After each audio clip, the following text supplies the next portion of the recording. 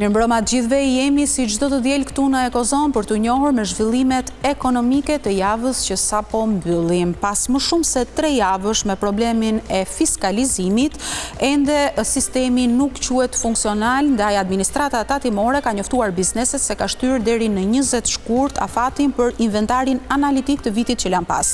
Furnizuesi i shërbimit universal FSHU ka njoftuar se ka nisur kontrollet në terren për të gjithë ato bizneset të cilat faturohen si abonent familjar.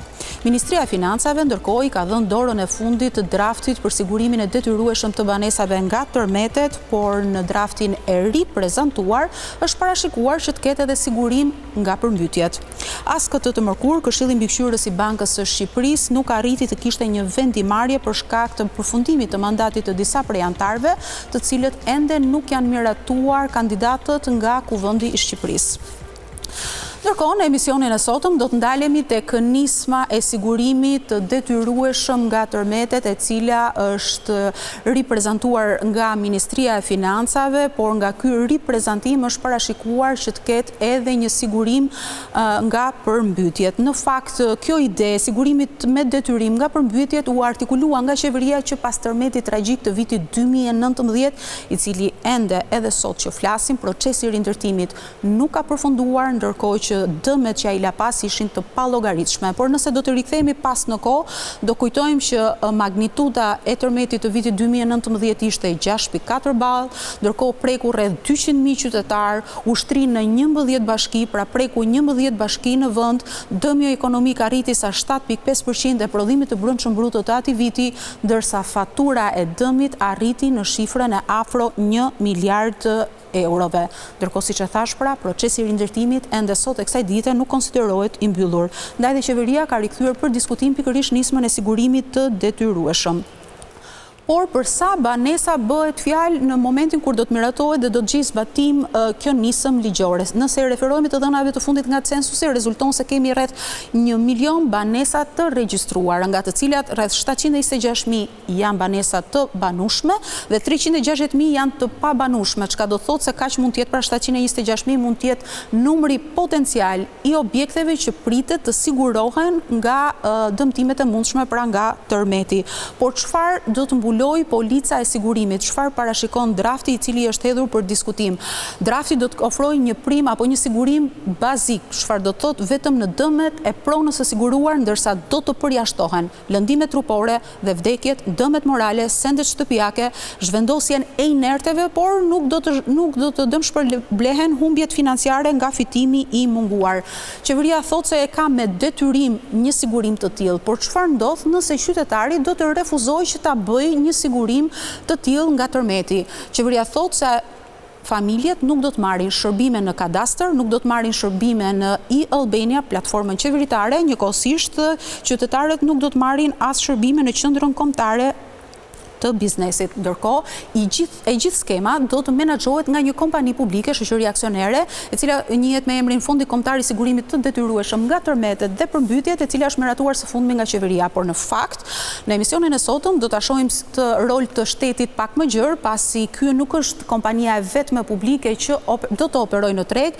Ne kemi edhe kompani të tjera publike ku shteti ka hyrë si lojtar në treg në disa sektorë të ekonomisë, kemi në sektorin bankar, kemi në sektorin e transportit, kemi në sektorin e rrugëve, infrastrukturës, pra kemi edhe në sektorin e mbrojtjes me kompaninë Kajo, kemi në fushën e ruajtjes fizike, pra në fushën e policisë, por kemi edhe në kompani ajrore. Fakt ka dhe disa kompani të tjera, por për efekt kohe nuk po i përmendim të gjitha, ndaj do të analizojmë në emisionin e sotëm si do të funksionojë skema e sigurimit të detyrueshëm nga tërmetet, a duhet jetë primi diferencuar në varësi edhe të objektit apo pallateve që janë në treg. Mbi të gjitha, pse qeveria vendos të hyjë në treg si lojtar, kur ndërkohë ajo mund të fuqizoj rolin e saj si mbikëqyrëse dhe si kontrolluese. Për gjitha këto na ndiqni në emisionin e sotëm.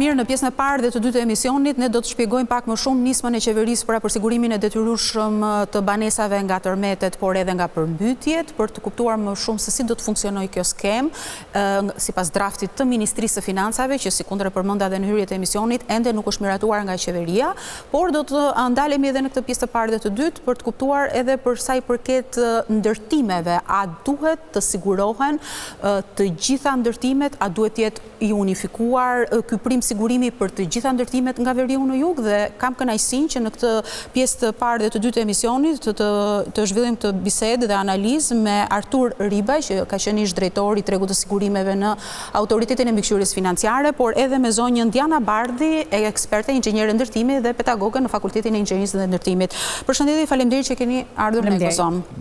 Zoti Ribaj, nisim së bashku. Pikë së parë, një herë flasim që nga titulli sigurim i detyrueshëm nga tërmetet për të gjitha banesat.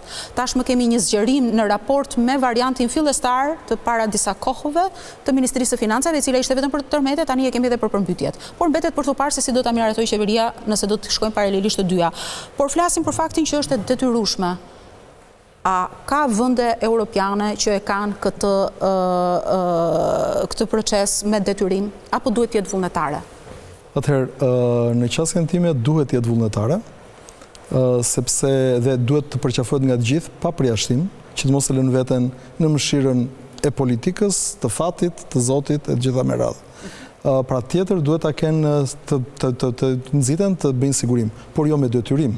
E për më tepër duke pas parasysh që vendosja me detyrim deformon tregjet edhe në produkte të tilla vullnetare, e për më tepër që synojmë të bëhemi antar të Bashkimit Evropian, ku nuk e ndeshim asgjë kund në këtë lloj modeli dhe forme që kërkohet të aplikohet me përjashtim të Turqisë, e cila e ka aplikuar, por kuptohet qasjet e saj në këtë drejtim. Kemi dhe një shtet tjetër evropian, si Rumania, që gjithsesi dhe ajo ka eksperienca jo të gjata, por nuk është se është 100% e detyruar, pra është vendosur, por është lënë përsëri në vullnetin e njerëzve për të bërë sigurimin.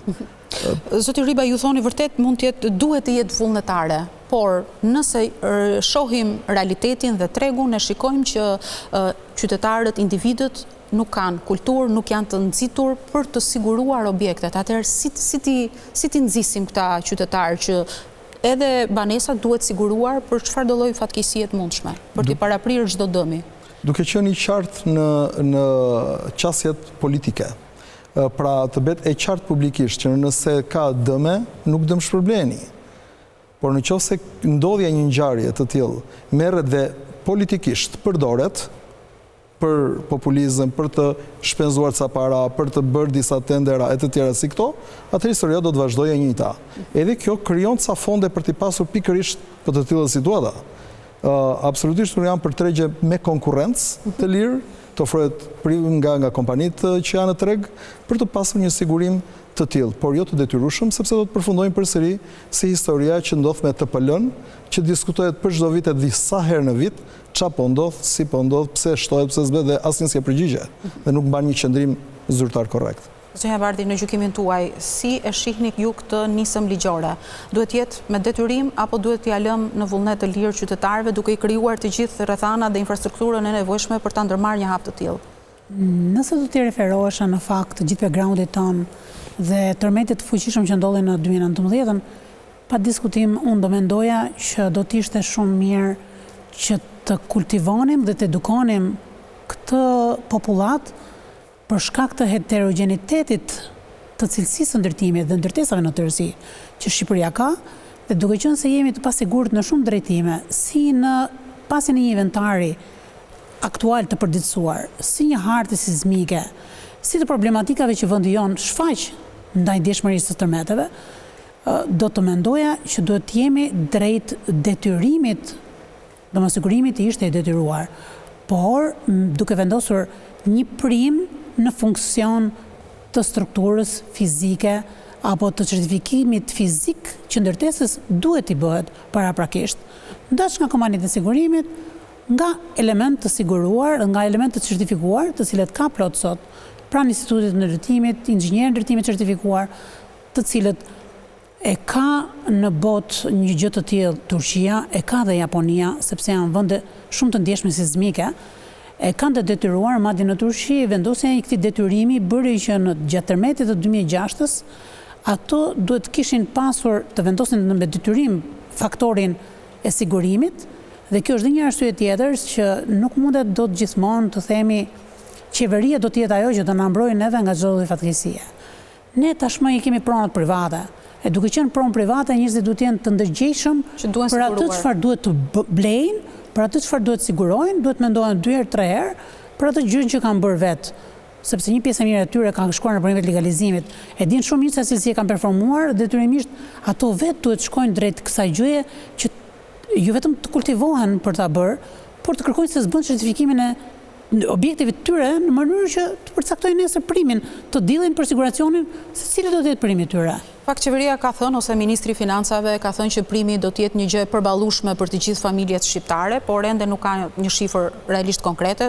Të paktën jo zyrtarisht flitet mes nivelit 25-30 euro në vit që mendohet se është një shifër e përballueshme, por do të flasim pak më vonë për sa i përket përshkallëzimit të mundshëm, a duhet të jetë i unifikuar nga veriu në jug. Por do të shtoja, sepse përmes një sigurimi të detyrueshëm, atëherë në një farë mënyrë ti justifikon dhe cilësinë e ndërtimit. Sepse po mendohet hajtë se do të jetë e siguruar. Dhe këtu lë hapësirë për të abuzuar më tej, për të mos respektuar standardet. Dhe kjo pra edukon në të kundërt publikun, ndërtuesin dhe tregun. Por gjithashtu mos harrojmë që pas tërmetit u vendos një tjetër detyrim, sigurimi u quajt për tërmetin, për sigurimin e përgjegjësive të ndërtuesve. Që aktualisht është duke u vjelur, duke u paguar. Ndërtuesit, po. Çfarë po ndodh me të? Do kemi në mbivendosje, nëse nesër kur gjejmë ratim ky nuk po dim se çfarë po vendoset. Megjithatë, Turi, për të ndalur pak tek çështja e primit, ne kemi në fakt edhe grafikisht. Qeveria parashikon ose nisma ligjore parashikon që çfarë mbulon dhe çfarë përjashtohet nga dëmshpërblimi në rast të tërmeteve. Dhe ky konsiderohet një prim bazik i cili do të kompensojë apo do të dëmshpërblej vetëm banesën, pra objektin. Lëndime trupore apo dëmet të brendshme të objekteve mobilje nuk do të jenë objekt i kompensimit. E drejt kjo formë? Duke qenë se unë jam që në kryet herës pro sigurimit vullnetar, ku secili e di masën e rrezikut se sa do të marrë përsipër të përballojë dhe në çfarë mase do të kërkoj përballimin. Dhe cila do të jetë dhe pjesë e zbritshme. Mos harrojmë që gjithashtu aty thuhet që 2% është pjesë e zbritshme, që do të thotë për një sigurim në 100.000 euro, 2.000 euro të para për çdo dëm të ndodhur nuk paguhen. Atëherë, vetë kjo e ka. Gjithashtu, ati primi do të ishte edhe një taks, si që kanë produktet e zakonshme. Pra në një të mënyrë, jo vetëm që paguajmë për atë fondin, po paguajmë edhe një taks ekstra. Pra ka një bivendosje, një paqartësi në element e për më tepër kur shtohet përmbytjet. Që zakonisht përmbytja vjen pikërisht për ato dëmet jo materialet të cilat ekzistojnë dhe gjenden në banesa, apo në pronë, apo në të imta, apo në rezervat ushqimore e tjerë që kanë familjet. Pra, qëndrojmë në pamje të cilat nuk janë të qarta, korrekte dhe simetrike. Pra, është një nisim ndoshta pak e cunguar? Frankenstein e kam quajtur diku. Po ndoshta me diskutimet të komisionit parlamentar. E nisur që në 2017 nga disa ekspert, që ne paguajmë ekspertë e huaj, se sikur s'kemi ekspert vendas. Është edhe sugjerimi i Bankës Botërore, pra, se e cila paralajmëron që ne jemi të kërcënuar nga katastrofat dhe duhet marrim masa paraprakike. Por shkojmë, e lëmë, e stopojmë, e lvizim, e shtojmë, e ndryshojmë, kthehemi prapë dhe unë e them do të shkojnë prapë atje ku duan të shkojnë. Ku duan të shkojnë, Zoti Rivaj? Po, pra ku duan të shkojnë? Ngelet për të parë. Ngelet për të parë. Pa për çka se janë elemente të cilët përsëri mendoj që do të rishikohet përsëri. Mund të ketë ndryshime në diskutimet në komision. Sepse mblidhen ato fonde për të shkuar tek fondi i sigurimit, ndërkohë që thuhet edhe do të shkojnë edhe për risigurim, po tek kush? Vetëm për të parë. Zonja Bardhi, ju në fakt jeni, siç e thash edhe eksperte, merreni edhe me vlerësime pronash në rast se ato duhet merren mund të lihen kolateral për kredi. Në fakt, çfarë rezulton deri në çfarë niveli ka sigurojnë pronën familjet dhe çfarë mbulon ky prim sigurimi? A jeni dhe ju me idenë që duhet jetë pak më gjithëpërfshirës apo kaq?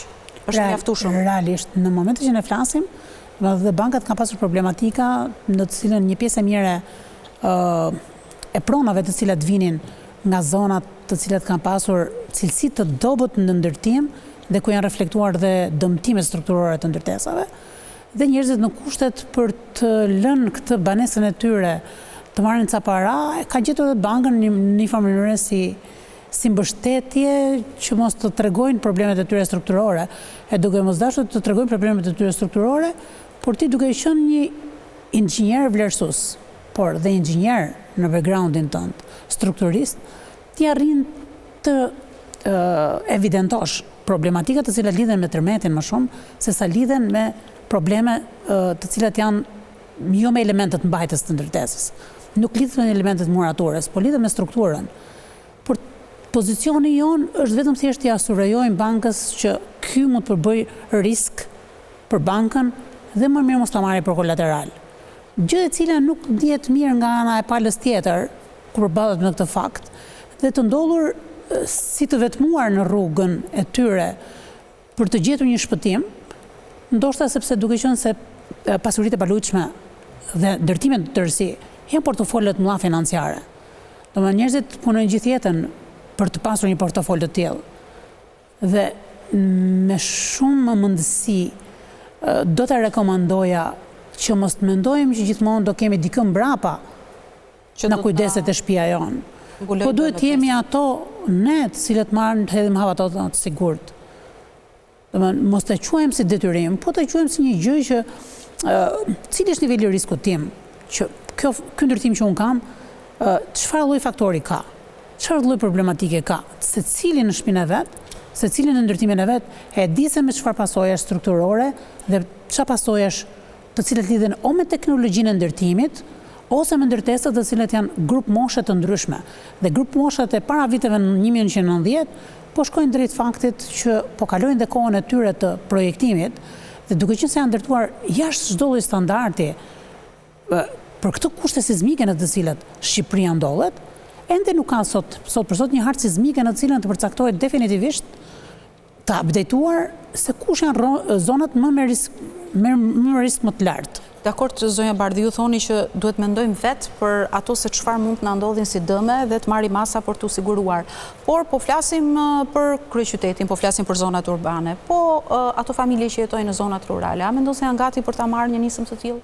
Apo asnjëherë nuk ka një kohë gati për të tërë? Çështja qëndron që me sa kam parë draft ligjin, nuk është se s'do të mbulohen shtresat dhe nevojë. Do ketë një kategori që të cilet po. Por problemin e kam tek qasja me detyrim e cila mund të nisi, le të themi, me 30 euro, por rrugës pastaj duke qenë i detyrueshëm mund të shumë fishohet detyrimi për të paguar.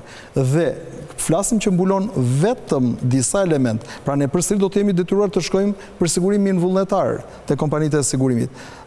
Për të shkuar për dëmet të tjera që është fitimi munguar, po dëmet e të tjera jo pasurore. Nëse mund të ndërhyj diçka në këtë aspekt, unë kam parë vetë kredi, në një farë mënyrë, prona mund të ishte 200.000 euro dhe mbulimi për cilën unë kam kërkuar, le të themi mobilimi ka qenë 30.000 euro.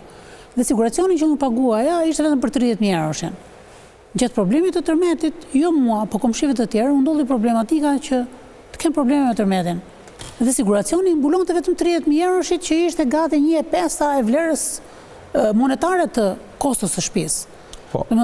Gjë të cilën pra ne gjithmonë nisemi po mbuloj atë të cilën më detyrojnë të mbuloj. Tu qëndron një problem tjetër që mund ta shpjegoj nga pjesa e bank assurance. Pra ne kemi në treg ndodh nën sigurim ose mbi sigurim. S'ka një të mesme? Jo, s'ka një të vërtet. Një të vërtet. Se mungoj studimet për të përcaktuar saktë. Jo vetëm, shpesh mungon padia. Shpesh mungon hileja. E bërë për te i limitit të qenit korrekt me klientin e vetë. Pra në qoftë se unë duhet të siguroj ty për pjesën e mbetur të kredis, po ndërkohë që kosto zënësimit të dëmtimit të apartamentit është 100.000 euro, kredia e mbetur është 10.000 euro dhe unë detyrojmë të siguroj vetëm për 10.000 euro. Jo, është komplet gabim. Nëse ty të ndodh dëmi, ti as 10.000 euro nuk i merr dëmshpërblim. Por dhe që unë të siguroj për një shtëpi që në vlerë tregu, sepse diku në ligj diskutohet sigurimi si përqindje mbi vlerën e tregut, që mund të jetë që konsiderohet e mbi siguruar. Pra do të detyrohesh të paguash shumë më tepër se ç'të takon për të paguar. Edhe kjo gjë aplikohet sot. Pra nuk qëndron marrëdhënia fair dhe korrekt. Prandaj është e nevojshme që qytetarët kenë një lloj konsulte paraprake në miratimin e kontratave të tilla. Dhe të mos bëjnë asnjë lloj, të mos pranojnë asnjë lloj kontrate sigurimi pa u këshilluar dhe të mos shkojnë drejt për drejt paguajnë parat e primeve pa biseduar pse dhe sa dhe si. Sepse në fund të fundit edhe bankat që i marrin ato kontrata sigurimi e marrin për të menaxhuar riskun. Dhe kjo është gjë shumë e mirë që e bëjnë. Por duhet jemi korrekt dhe transparent me ta për sa duhet paguar, pse duhet paguar dhe çfarë. Jo thjesht ke dhe këtë për të paguar, paguaje se çfarë. Zoti Ribaj, po nesër kur të gjejë zbatim kjo nisëm, a ka më a vlen më koncepti sigurim vullnetar? Pikërisht rrëzohet dhe ky është deformimi që unë mundohem të shpjegoj. E për më tepër që ka dhe aktorë që thonë më na jepni se e shesim ne, që të marrin komisionet. Ndërkohë që nëse do të bëhet detyrueshëm më mirë let jetë ajo kompania shtetërore që ta dimë që ato fonde do vënë atje. Se sa të detyrohesh të paguash dhe ca të tjerë që do të humbasin paret nëpër komisionin ndërmjetësimi. Dhe si do të menaxhohen e çfarë do të reflektohet? Mund të bëjnë ndoshta vetëm një shtesë këtu.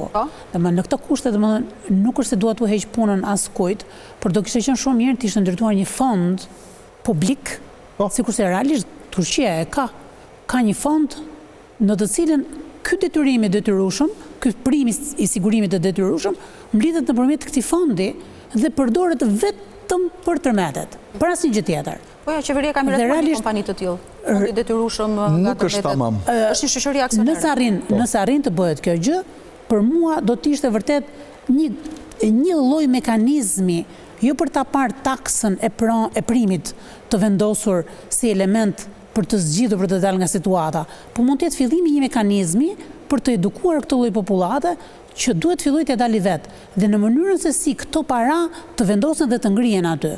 Dhe më kujtohet në 2009, nëse s'gaboj, në Turqi gjithë këto fonde të ngurtësuara nëpërmjet këtij fondi u përdorën një pjesë e tyre kanë ardhur dhe tek ne në mbështetjen e qeverisë për fondin strehimit, sepse s'kish mund t'i përdornin, ishin mbi 6 miliard dollar. Fondet po mund të investohen, jepen borxh, pa ka mekanizma. Është shumë mirë domethënë të ketë një lloj institucioni të tillë që të mirë menaxhoj këtë lloj fondi. Një pyetje për të dy, sa besoni që kjo nisëm do gjejë zbatim të gjerë, duke patur parasysh që qeveria thotë se nuk do të marrin shërbime publike në qendrën kombëtare të biznesit, në shërbimet kadastrale apo edhe në vende të tjera, sa besoni se do funksionojë një gjë e tillë në realitetin shqiptar, duke patur parasysh gjithmonë realitetin shqiptar? Po, unë e them që në qoftë se qeveria jon do të bëjë diçka, nuk diskutohet që do të bëhet. Të bëhet. Me sa unë... Jo, ideja është që të jenë gjithë përfshirë se të paguajnë të gjithë. Mos na përqendrohet vetëm në zonat urbanë. Kjo ide na shërbej domethënë. Atë ndryshon pamja, në qoftë se duhet, sepse qeveria duhet mendoj që merr një kosto politike në këtë drejtim. Dhe duhet konceptuar tamam impakti që do t'japi.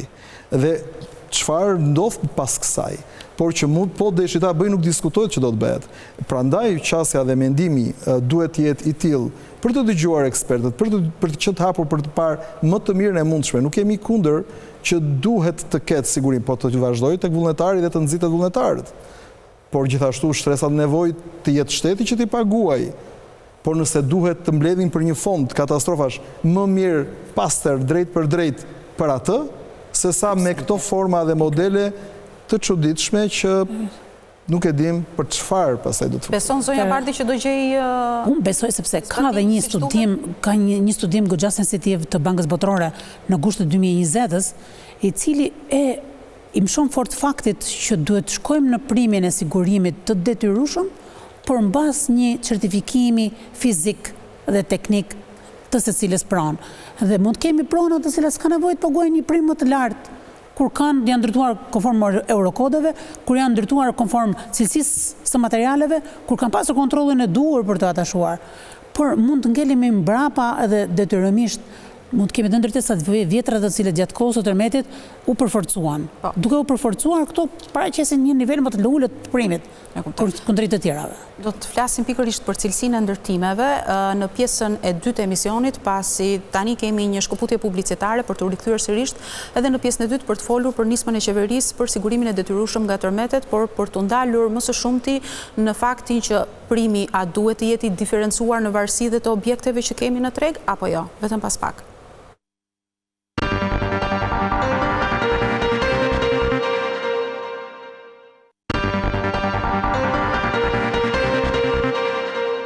Jemi në Ekozon dhe jemi duke diskutuar për nismën e qeverisë për sigurimin e detyrueshëm të banesave nga tërmetet dhe nga përmbytjet, paktën si kundër është prezantuar drafti i rishikuar i Ministrisë së Financave. Por për sa i përket përmbytjeve endeve nuk kemi një studim lidhur me zonat e riskut për të kuptuar më shumë se kush do të jenë ato objekte që duhen siguruar, ndërsa për sa i përket tërmeteve ne mund të referohemi të dhënave më të fundit që kanë nxjerrë censusi, i cili sipas të cilit kemi rreth 1 milion banesa të regjistruara në vend, nga të cilat rreth 730.000 të tilla janë të banuara, ndërsa pjesa tjetër janë objekte të pabanuara, çka do të thotë se ky do të jetë edhe një shifër potenciali mundshëm për të siguruar në rast të tërmeteve. Por në këtë pjesë të dytë të emisionit do të ndalemi në një bisedë dhe analizë lidhur me faktin se a duhet të jetë ky prim i sigurimit i diferencuar në varësi edhe të objekteve të banimit apo jo. Dhe në këtë pjesë të dytë do të analizojmë me të ftuarën time që është zonja Diana Bardhi, pedagoge në Fakultetin e Inxhinierisë dhe Ndërtimit, por kemi në studio edhe Artur Ribajn, ish drejtori i tregut të sigurimeve në AMF. Zonja Bardhi, vazhdojmë së bashku. Sipas mendimit tuaj, ne në treg sot kemi objekte dhe pallate të reja të ndërtuar rishtas vitet e fundit, por sigurisht kemi dhe objekte të vjetra të cilat janë ndërtuar të para viteve 90 që ne i njohim me emrin pallatet e kohës së Enverit. Në këndvështrimin tuaj, një prim sigurimi a duhet të jetë i diferencuar apo duhet të jetë unik? Se që të jetë unik e kuptoj që është një formë shumë e lehtë menaxhimi, por a është i drejtë kjo lloj taksimi?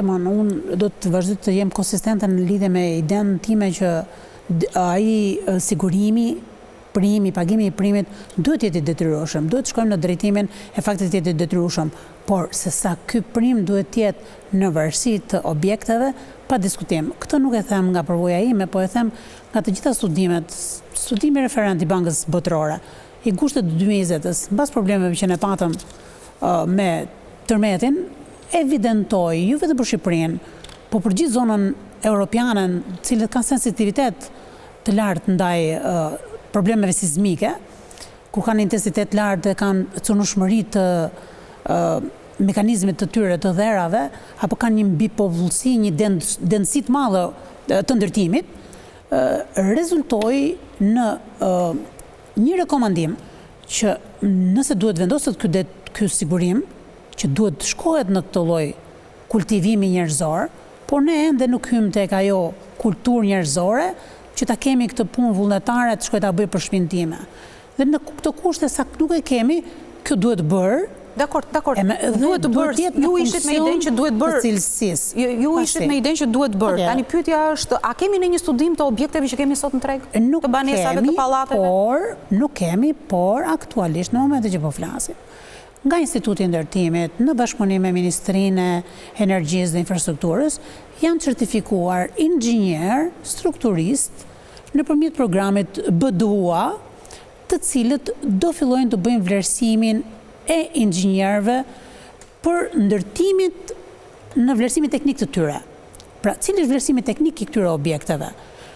Por ajo në vetvete është një kohë gjatë për të bërë vlerësimin teknik të secilës, por që duhet bërë realisht në kuptimin e primit që duhet paguajë secili ndërtesë. Sepse ndërtesat e para viteve 1990, nëse nuk kanë përforcime, pa diskutim duhet paguajë një prim më të lartë se sa ndërtesat e viteve 2000-2005, ku Eurokodet e ka videtuar Shqipërinë, jo Shqipërinë, po më saktë zonën e Durrësit, të Vlorës, Shëngjinit, si nga problematika të mëdha në lidhje me lëkundjet e tërmetit. Po s'mund të konsiderohet e njëjta pronë në Durrës me atë në Korçë. Sigurisht. Në aspektin e primit. Kjo është konteksti i kësaj gjëje. Zoti Riba, ju si ekspert ekonomie, pse qeveria mendon që të ketë një prim unik pse ka vendosur një ide të tillë, ose pse mendon ta vendosë, sepse ende nuk është miratuar një prim të tillë? Sepse normalisht nëse kjo është marrje risku përsipër.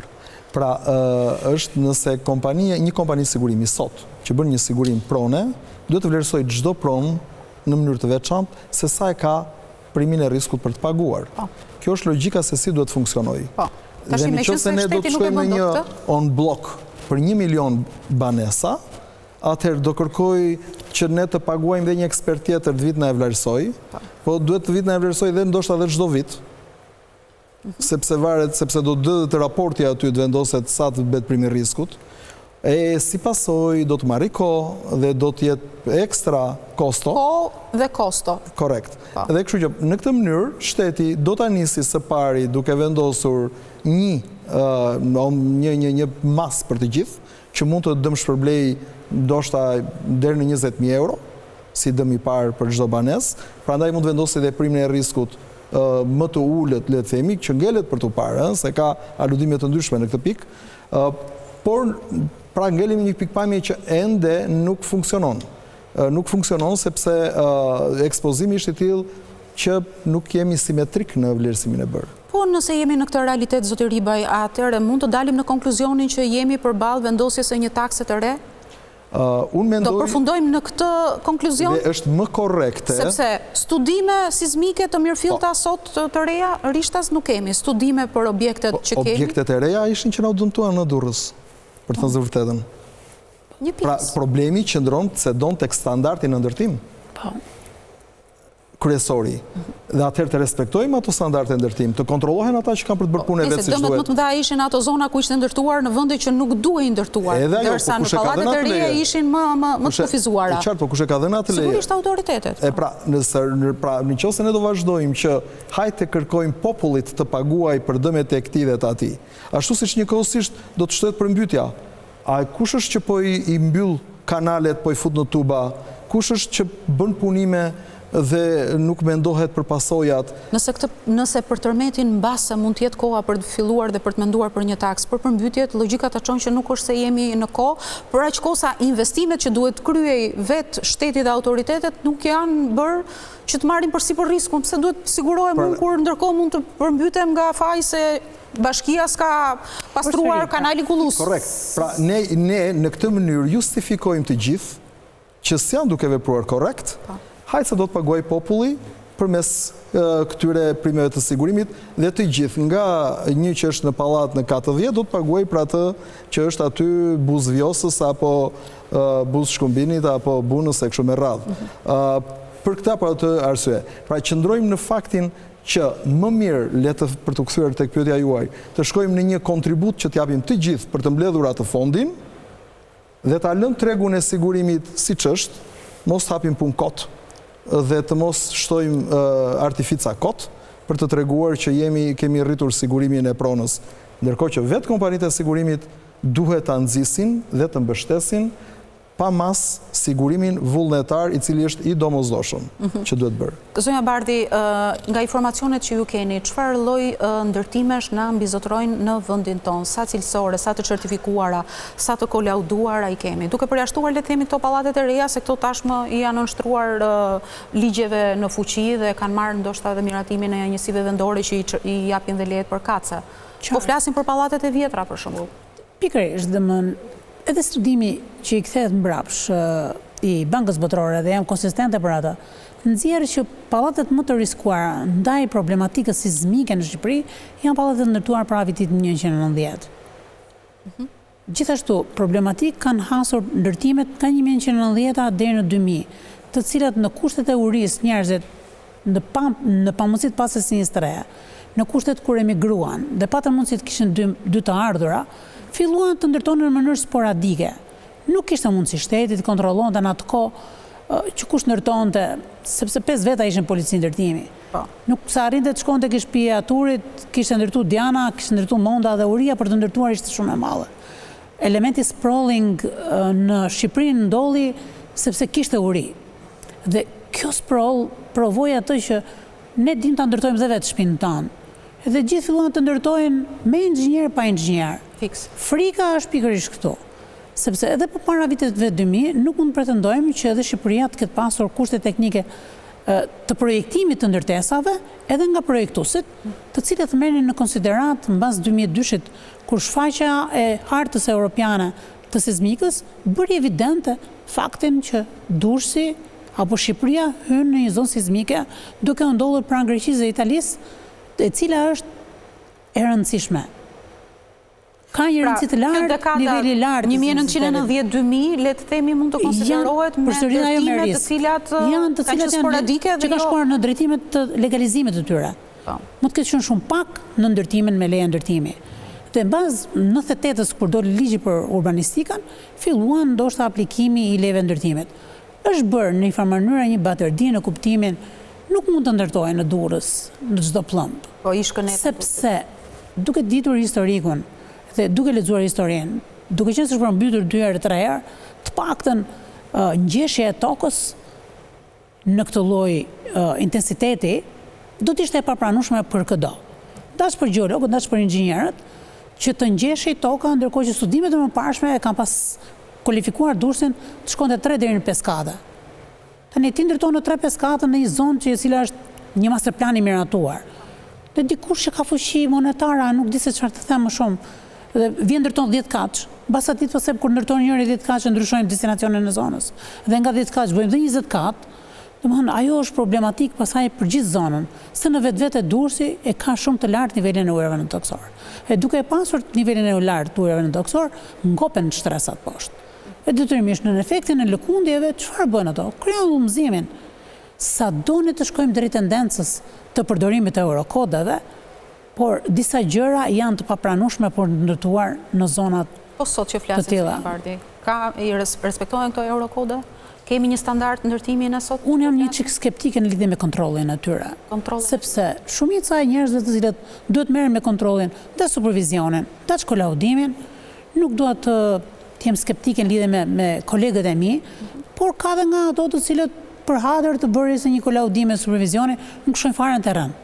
E duke mos shkuar në terren, i lën dorë të lirë të ndërtojë sipas shefit çdo njeri që ka marrë përsipër, po bëj investitorin sot në Shqipëri edhe po marrë ca të ardhura. Po shkohet në këto linje. Pra sugjerimi yt në rast në konkret është të shkojmë drejt atyre kompanive të cilat mund të jenë të konsoliduara dhe kanë një emër në treg, sepse këto që hapen sot edhe mbyllen nesër ndërtojnë vetëm një pallat, besoj i kanë pikë dhe në mes. Si? Ka dhe nga ta që kanë lënë në mes fare. Dhe i kanë lënë dhe në mes, po i kanë braktisur dhe akoma s'kanë marrë hipotekën nga një kontroll më të lartë dhe rigoroz të atyre të cilët japin leje ndërtimit. Që ti kur thua një leje ndërtimit përfundon për 2 vite, për 3 vite, ai ka bërë llogari, do ta shesim me 2 lekë, ama me 5 lekësh llogaria atit. Ai ka bërë llogari që në 3 vite duhet përfundojë ndërtimi. Dhe pos mbaroi ndërtimin në 3 vite, fundit është çfarë risku sjellin ndërtimet para 1990-s. Po shumica janë me muratur. Nuk kanë pasur dhe konstruksion beton arme. Kolona mbrojtëse? Konstruksionet të mirëfillta beton arme. Detyrimisht ato me kalimin e kohës psojnë rënime. Gjithashtu kemi kontingjent të tërë parafabrikate. Megjithatë më fal që të ndërpres, po këto pallate nuk i gjeti asgjë nga tërmeti 2019-s, apo ishte fati?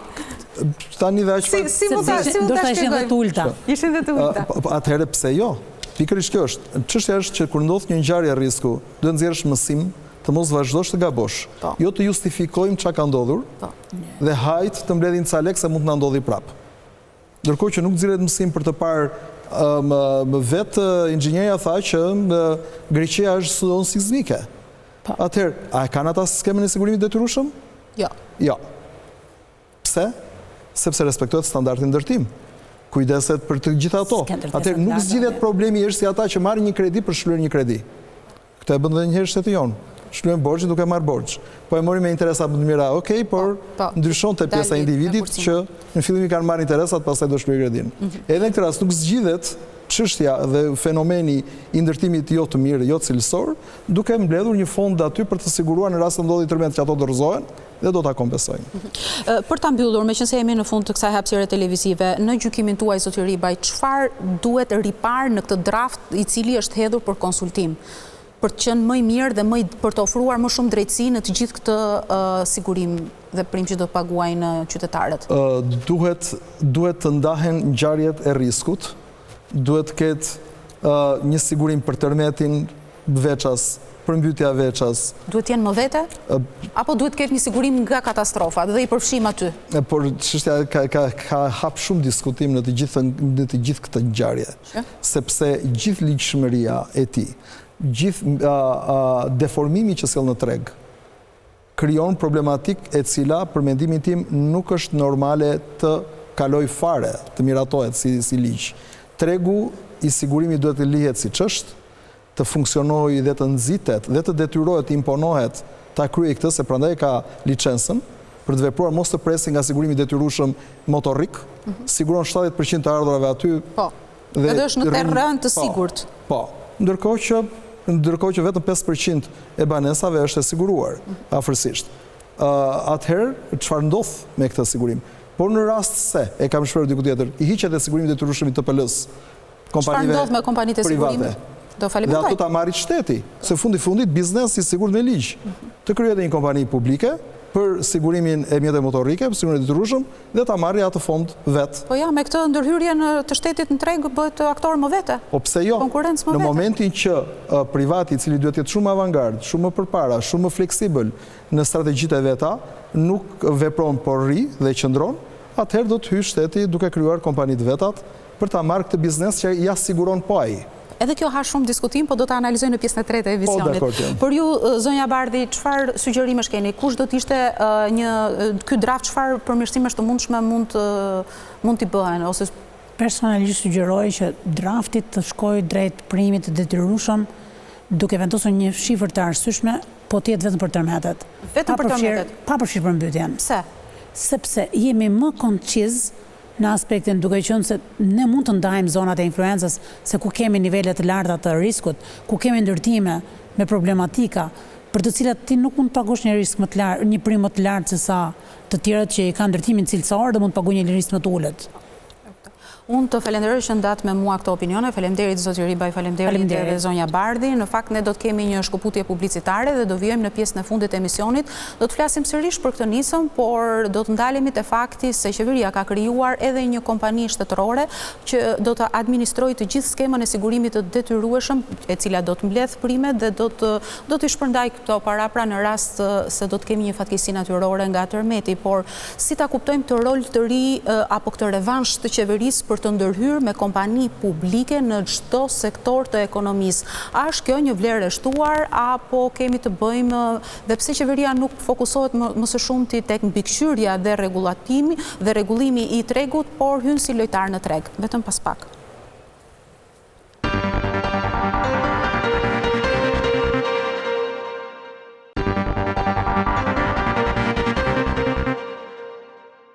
Jemi në pjesën e fundit e emisionit për sot, edhe si ku ndërfolëm edhe në pjesën e parë dhe të dytë, folëm për nismën e qeverisë për sigurimin e detyrueshëm të banesave nga tërmetet, e cila është zgjeruar nga sipas variantit të Ministrisë së Financave edhe për përmbytjet, por pritet që ajo të miratohet në qeveri për të parë nëse do të shkojmë paralelisht të dyja sigurimet për të dy fatkeqësitë. Pra, por si do të funksionojë skema dhe kush do të administrojë atë?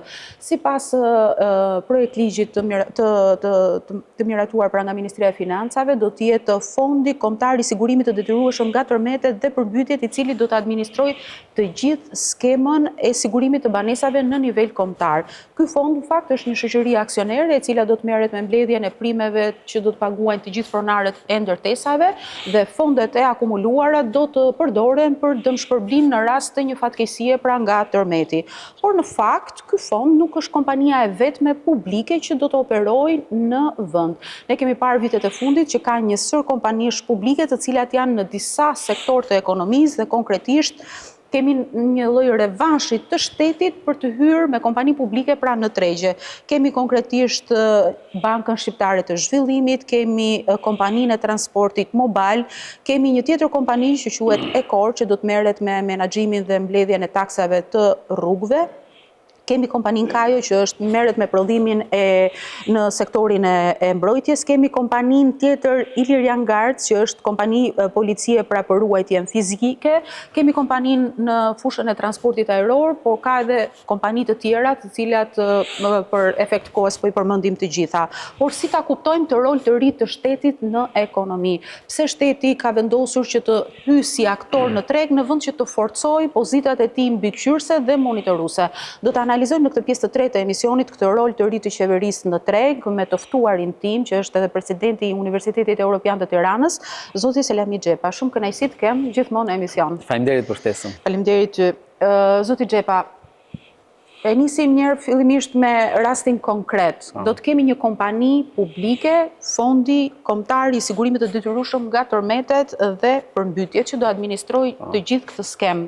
Si e shihni ju këtë qasje që në rastin konkret të paktën do të jetë vetë shteti do të menaxhojë një situatë të tillë që në fakt është pak delikate për tu Është vërtet. Shiko, së pari duhet thënë që Shqipëria bën pjesë në vendet me nivel të lartë rrezikut sa i takon ndryshimeve klimatike dhe besoj edhe tërmeteve, është një zonë me aktivitet sismik dhe ne kemi përjetuar ngjarje, do thoya edhe të shpeshta, ndoshta gjatë viteve të fundit.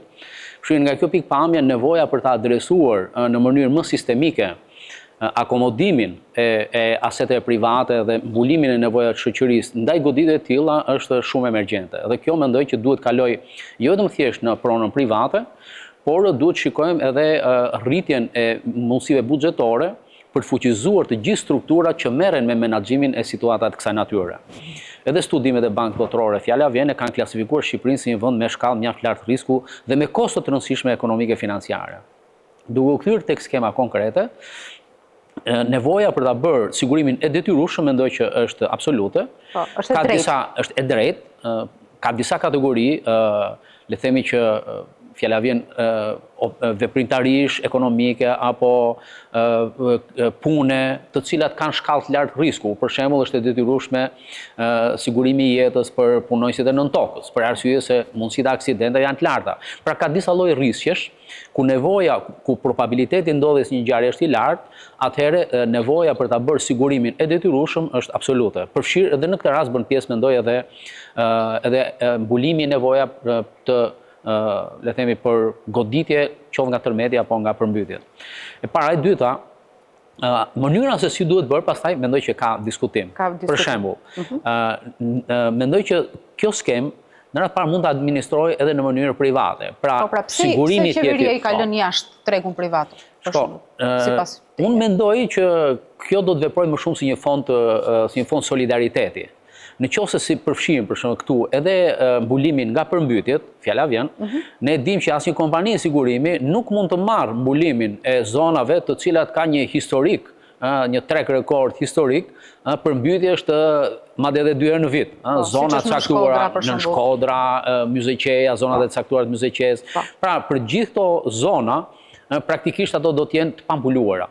Për shembull, kur ndodhi përmbytja e Luizianës, asnjë kompani sigurimi në Shtetet e Bashkuara, që ka një treg sigurimi shumë të fortë, nuk e merr në mbrojtje, pse? Sepse probabiliteti ndodhjes ngjarjes është pothuajse 1. Kështu që nga kjo pikpamje, kur për këto zona fjala vjen, kompanitë e sigurimit nuk mund të mbulojnë dot këtë lloj aktiviteti.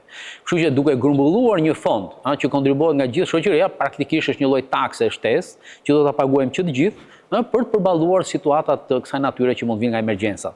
Por në rastin e banesave, fjala vjen, unë mendoj që mund të ishte punuar më shumë edhe me sektorin privat. Pra praktikisht të ishte detyrueshme, por qytetarët të kenë mundësi zgjedhje më të mëdha.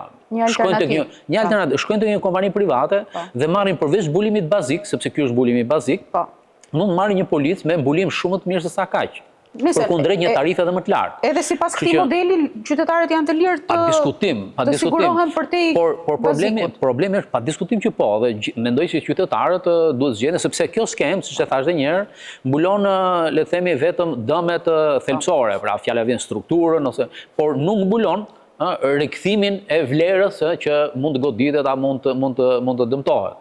Kështu nga kjo pikpamje, qytetarët ata që do të dëshirojnë të zgjedhin, sigurisht që do të zgjedhin 2 skema.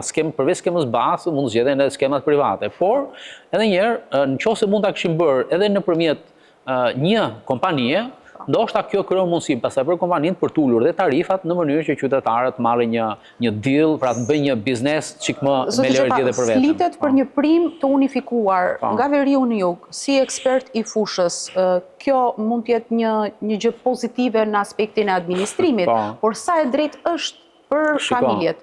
Është një taksit i drejt që paguaj njësoj ai që është në Durrës, që ka riskun më të lartë sismik, sesa ai në Kukës, për shembull. Skemat të tilla në përgjithësi funksionojnë mbi bazën e mesatarizimit të rrezikut. Pra, kur llogarisim një tarif, edhe për shëndetin, fjala vjen, ne nuk është se bëjmë një tarifë për shëndetin për secilin klient dhe marrim dhe shikojmë historikun e secilit klient dhe për atë të shëndetshmin japim një tarifë të ulët dhe për atë të smurën japim tarifë lartë. Pra, mënyra se si funksionojnë skemat e menaxhimit të riskut punojnë mbi bazën e një probabiliteti mesatar. Kështu që edhe tarifa, vendosja e tarifës është mbi bazën e këtij mesatarizimi. Sigurisht që në këto raste, ata që janë poshtë nivelit të riskut praktikisht kanë tarif lartë dhe ata që janë mbi nivelin e riskut kanë tarif shumë të ulët, sepse ata do të ishin gatshëm të paguajnë edhe një tarif shumë të lartë për mbuluar rreziqet dhe dëmtimin e pasurisë tyre personale. Kështu që kjo është filozofia se si funksionojnë të gjithë skemat e menaxhimit të rrezikut.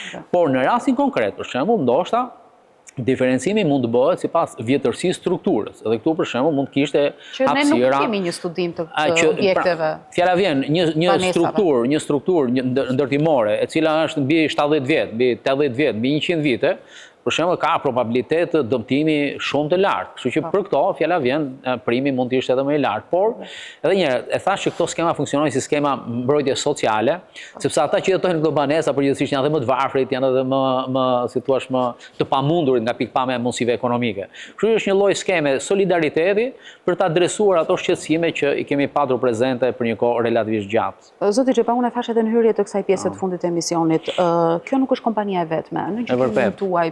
Ka një revansh, le të themi, vitet e fundit për të krijuar kompani publike në çdo sektor të ekonomisë. Tani si ta kuptojmë këtë? Pse qeveria zgjedh të jetë lojtar në treg dhe nuk zgjedh të forcojë strukturat e saj kontrolluese, mbikëqyrëse, monitoruese? Shumë e vërtet. Duket që pas një vale të madhe privatizimit të gjithçkaje që e nisën vitet 90, që s'ka më gjë për të privatizuar tani. Që s'ka ngel pothuajse asgjë për të privatizuar, sepse o janë privatizuar ose janë dhënë me qirafa të gjata, duket sikur kemi një rikthim të fortë të rolit të shtetit në ekonomi dhe unë mendoj që arsyeja themelore lidhet me një diskutim të natyrës e ekonomisë politike. Dhe kjo nuk është vetëm thjesht një fenomen shqiptar, po që se do ta shikojmë sipas një vëzhgimi që ka bërë edhe Banka Evropiane për Ndërtim dhe Zhvillim në një raport të rëndësishëm të vitit 2018, duke që kompanitë publike, ose më mirë themi, dështimet serioze të kompanive private për të ofruar, le të themi, eficiencë, efikasitet dhe për të realizuar ato objektiva që synon politika në përmjet sektorit privat, duke që kanë dështuar, që do të thotë që mungesa e monitorimit, pra duke qenë se administrata publike nuk ka kapacitetet fuqishme për të monitoruar mënyrën se si sektori privat e kryen vrimtarin e vet, atëherë kemi shkuar tek alternativa tjetër. Alternativa tjetër është që meqense se kontrollojmë, atëherë po kryejmë një ndërmarrjen tonë në mënyrë që të arrijmë në mënyrë më efektive ose më mirë jo efektive. Dhe sepse në rastin e ndërmarrjeve publike nuk është efikasiteti ose efektiviteti kriteri kryesor për të gjykuar ja vlen apo nuk ja vlen që të kryejmë ndërmarrje.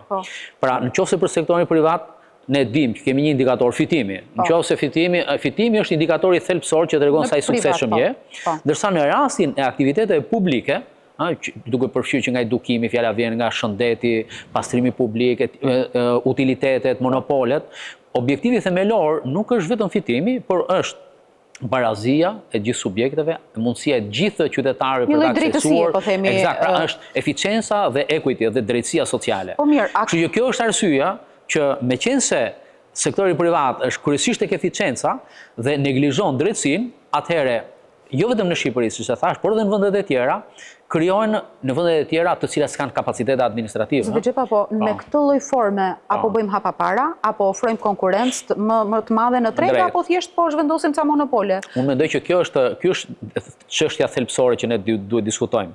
Pra, përmes rikthimit të veprimtarisë së sektorit publik, apo bëhet edhe më e mirë, le themi, shoqëria dhe apo i arrim realisht ato objektiva apo jo.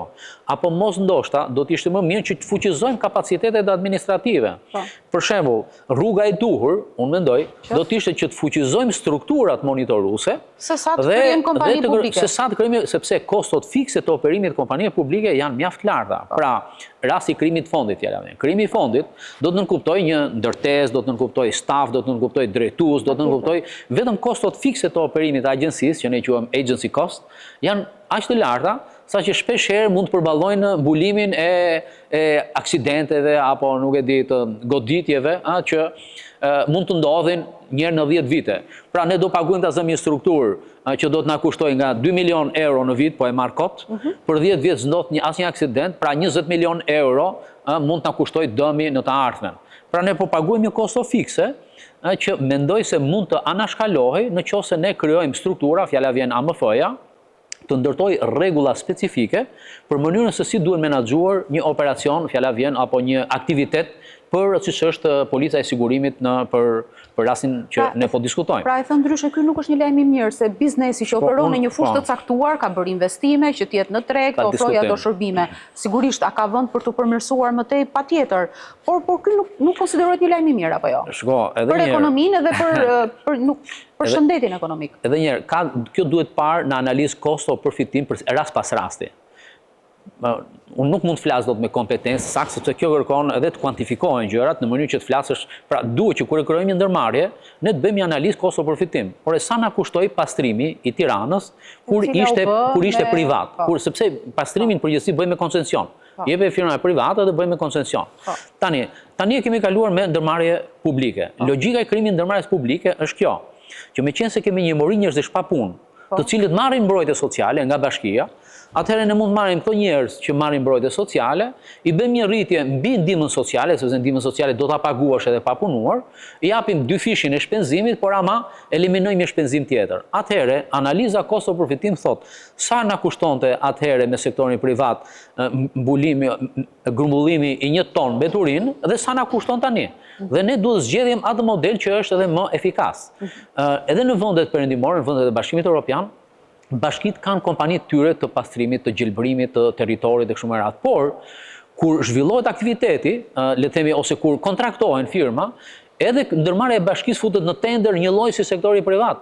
Pra, rregullat e lojës, edhe kur ka ndërmarrje publike, është shumë e rëndësishme kjo, që rregullat e lojës duhet të jenë një lloj.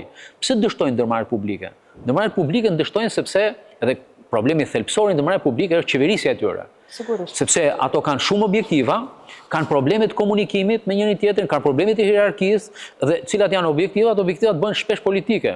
Punësimi, paga, etj, sa e shkojnë fushata elektorale. Siç kemi parë deri në sot. Dhe praktikisht ato degradojnë. Kemi parë kompani publike të ketë sukses. Eksakt. Dhe kjo pra, po pse në perëndim funksionojnë? Sepse qeverisja e kompanive publike realizohet mbi principe që ka ekonomia e tregut, një lloj si kompania private. Ndërmarrja e pastrimit e Bashkisë Tiranës duhet hyrë në tender, një garë për të fituar tenderin, një lloj si bizneset e tjera private, dhe bashkia monitoron, një lloj si monitoron privatin, monitoron ndërmarrjen e vet. Po sa beson se gjëra të tilla do të funksionojnë në vendin tonë?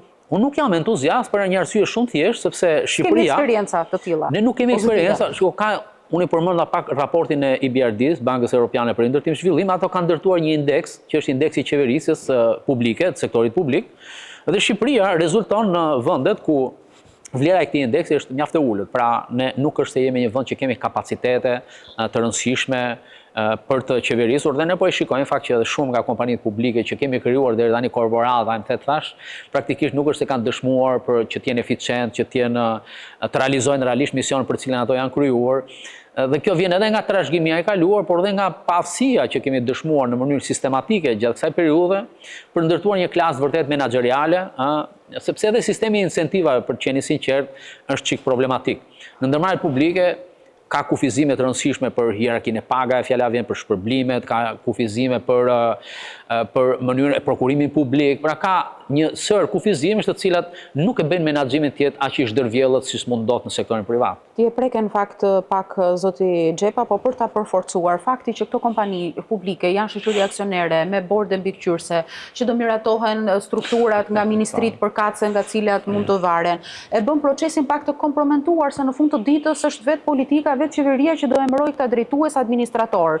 Çka do të thotë që edhe shërbimet që ato do të ofrojnë janë të komprometuara, se mund të jenë mund të përdoren politikisht. Për shembull, marr rastin e shembullit të Bankës Shqiptare të Zhvillimit. Ne kemi një treg bankar në vend i cili mund të kreditojë çdo kompani në bazë të riskut që ato ofrojnë.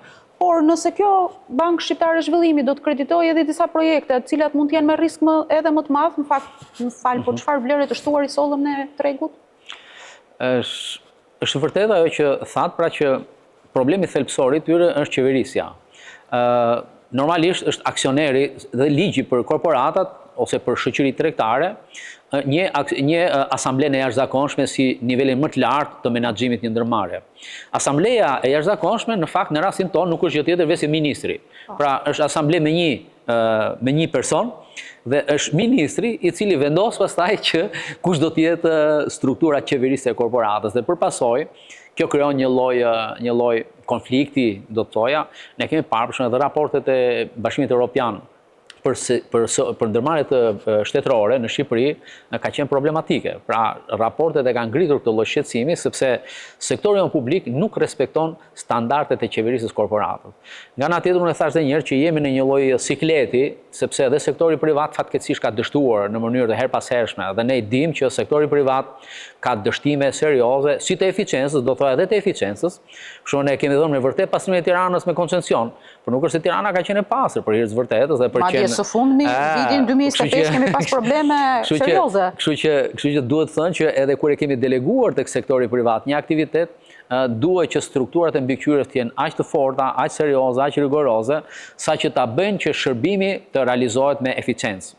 Dhe e fundit, për rastet që ne kemi nevojë për të arritur disa objektiva sociale, për shembull, aksesimi nga gjithë qytetarët. Jo të gjithë qytetarët, për shembull, kemi digitalizimin tani. Jo të gjithë qytetarët, jo të gjithë zonat rurale etj. Mund ta aksesojnë me të njëjtën kollajllëk këtë lloj shërbimi digital, fjala vjen. Atëherë çfarë ndodh?